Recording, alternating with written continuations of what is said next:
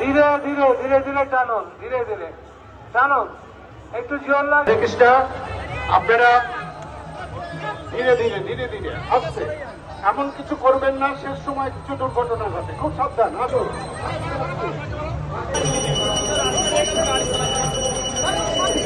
ধীরে ধীরে টানুন, ধীরে ধীরে। ডান দিকটা একদম খালি করে দিন, ডান পাশটা খালি করে দিন, ডান পাশটা খালি করে দিন, আর ধীরে ধীরে টানুন, ধীরে ধীরে, আর একটু ধীরে ধীরে। জয় জগন্নাথ।